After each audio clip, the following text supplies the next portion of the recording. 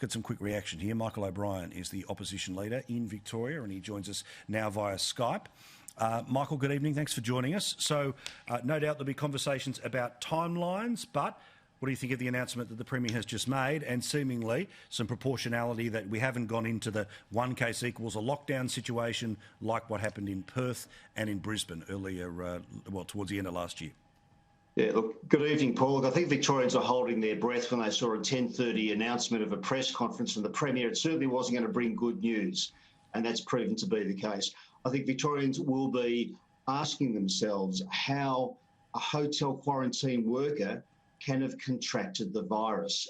We know what Victoria went through, what Melbourne went through in particular last year, 111 days of harsh lockdown curfews, all because the government got hotel quarantine wrong last time. We were promised that the Premier had learned his lessons. We were promised that they'd learned from the mistakes.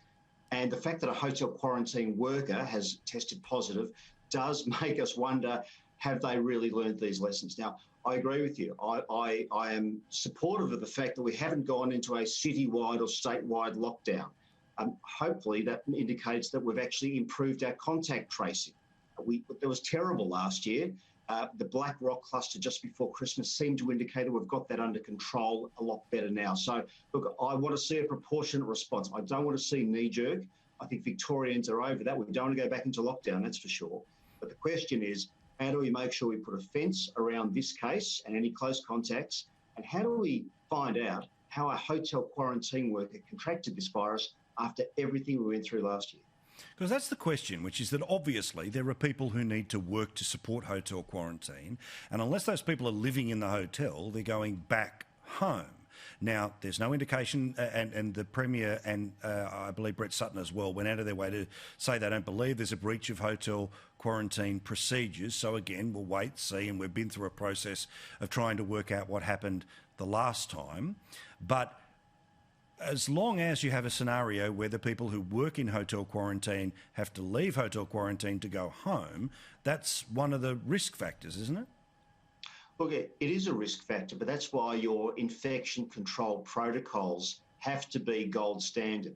It's why you cannot afford to have mistakes. Now, remember, Daniel Andrews invited players to Australia for the Australian Open who had already tested positive for COVID-19. Tennis Sanderson was one of those players. Now, the government said, oh, look, it's all right. He's tested positive, but he's not infectious.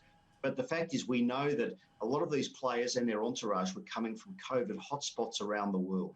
So it's entirely likely that COVID would be coming with these Australian Open players and their staff. So the question is, have we had our protocols up to speed in our quarantine hotels? Tonight's announcement would suggest that we haven't, that the government hasn't got it right.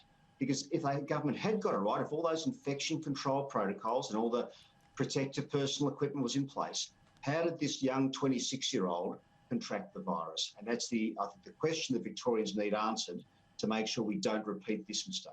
It's a late night, so I've got one more and then I'll let you go. Premier said no need to be alarmed, but he was making a press conference live on national television and, of course, all across Melbourne at 10:30 at night. This is after health officials apparently knew at 5 p.m, he knew at 6:30 p.m, at 9 p.m. a tweet came out, but then a press conference at 10:30 p.m, yet no need to be alarmed. Now, you know and I know that the Premier will be back on television very early tomorrow morning, so how do you square the circle about no need to be alarmed, but let's go live at 10:30 at night? Well, Paul, Daniel Andrews is nothing if not a master of political spin. The fact is, we know that the government was getting questions from the media about this case as early as 4 or 5 o'clock today. They've deliberately left it until this late so they can control the media cycle.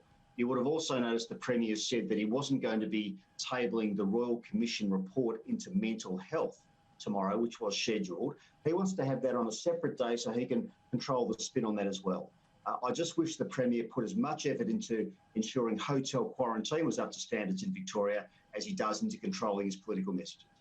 Thank you, Michael. Michael O'Brien there is the opposition leader in Victoria. Appreciate it.